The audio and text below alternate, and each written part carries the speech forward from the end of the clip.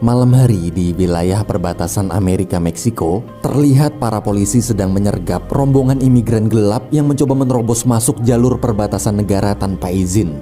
Saat proses penangkapan, ada seorang pria berhasil kabur. Polisi lalu mengejarnya hingga ke tepi jurang.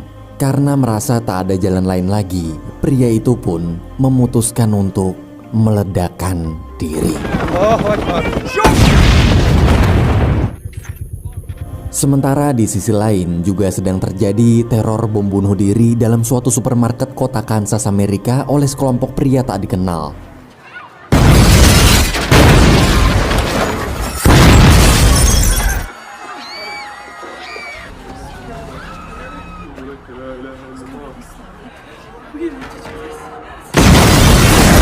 Akibat ledakan bom tersebut, banyak warga Amerika tewas. Semenjak peristiwa itu, Menteri Pertahanan mengatakan bahwa dia berjanji tak akan membiarkan teror ini terjadi lagi. Dan dia juga berencana mengerahkan seluruh kekuatan militer Amerika Serikat demi melindungi warga dari serangan teroris. Beberapa waktu kemudian, tim khusus ditugaskan menangkap seorang pria bernama Bashir. Menurut dugaan, dialah yang telah membantu menyelundupkan para teroris sebelumnya.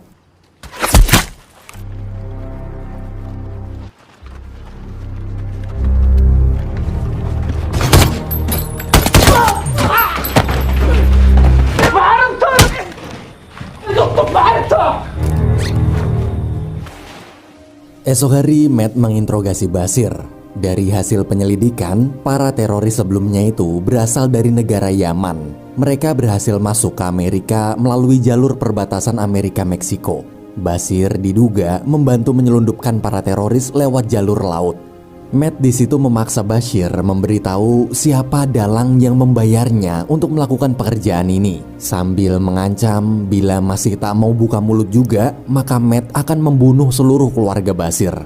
Mendengar ancaman tersebut, Bashir akhirnya mau buka mulut. Selesai interogasi, Matt melapor pada atasannya.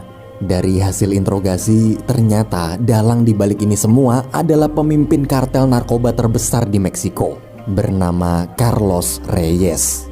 Dia sengaja menyelundupkan teroris ke Amerika hanya demi kepentingan politik bisnisnya.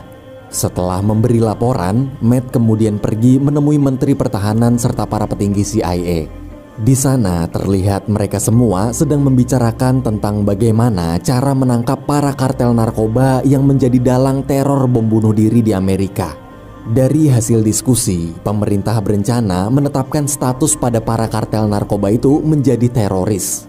Ketika diminta menjelaskan apa rencana Matt pun mengatakan kalau dia akan membuat dua kartel narkoba terbesar di Meksiko, yaitu kartel Carlos Reyes dan kartel Matamoras, agar saling berperang satu sama lain. Ia ingin mengadu domba mereka dengan cara menculik putri Carlos Reyes lalu membuat seolah-olah kartel Matamoras-lah pelakunya.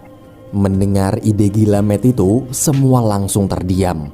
Menteri Pertahanan serta para jenderal kemudian menyetujui rencana Matt. Syaratnya, Matt harus menjalankan misi ini tanpa bantuan militer Amerika Serikat. Mereka tak ingin nama Amerika tercoreng jika sampai media dunia tahu bahwa Amerika lah dalang dibalik semua rencana adu domba kotor ini. Matt lalu menemui pemilik perusahaan militer swasta.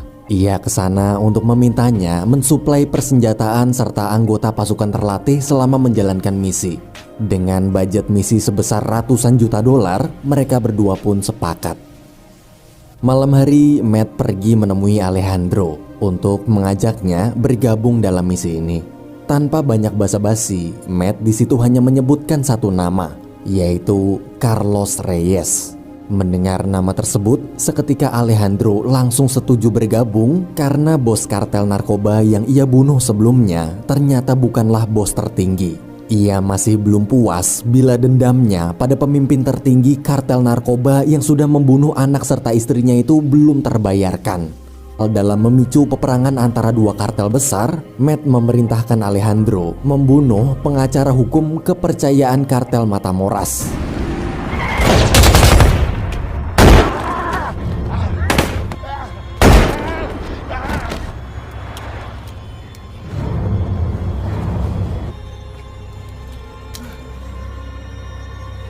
terus.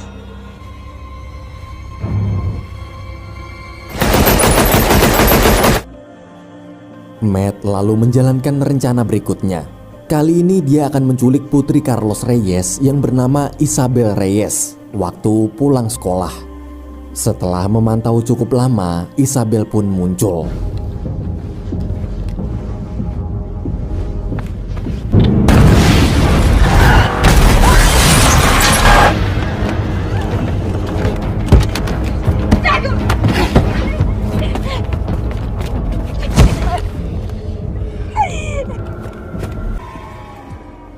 Selesai menculik Isabel, Matt pergi ke markas untuk melacak lokasi keberadaan Carlos Reyes, sementara Alejandro membawa Isabel ke tempat persembunyian. Saat persiapan selesai, Alejandro serta para polisi pun memulai sandiwara penyelamatan Isabel.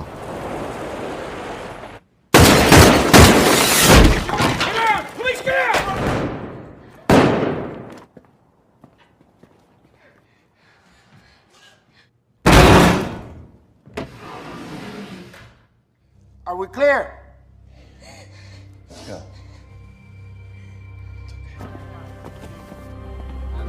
Setelah semua sandiwara dilakukan, Alejandro segera membawa Isabel ke markas. Ketika sampai, Alejandro berusaha meyakinkan bahwa Isabel kini telah berada di tempat aman sambil berjanji akan memulangkan Isabel kembali ke keluarganya nanti.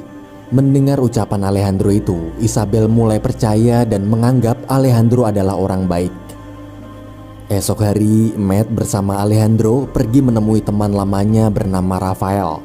Mereka membicarakan tentang rencana lokasi tempat Isabel dipindahkan nanti. Mereka berencana menempatkan Isabel ke wilayah kartel Matamoras untuk memicu peperangan antar dua kartel. Dalam perjalanan, Matt dan Alejandro tak sengaja menabrak seorang bocah yang tiba-tiba muncul. Bocah itu bernama Miguel. Ia merupakan salah satu anak buah Matamoras. Bukannya minta maaf, tuh bocah malah marah-marah. Ketika sirine mobil dibunyikan, barulah Miguel sadar kalau mereka bertiga polisi. Tak lama kemudian, Miguel bersama sepupunya pergi menemui seseorang bernama Galo. Galo ini adalah tangan kanan Matamoras. Ia bertugas mengirim imigran-imigran gelap ke Amerika. Miguel nantinya diberi tugas untuk menjadi pemandu para imigran gelap melewati jalur perbatasan menuju Amerika.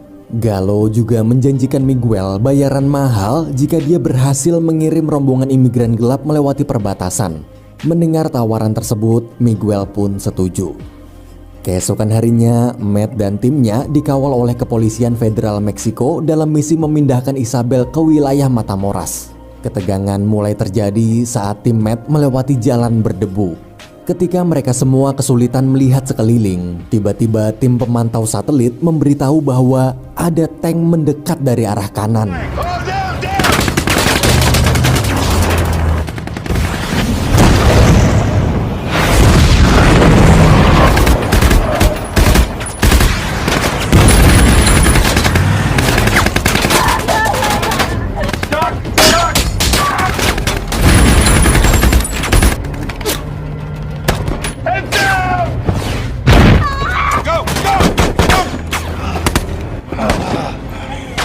Di tengah baku tembak dalam mobil,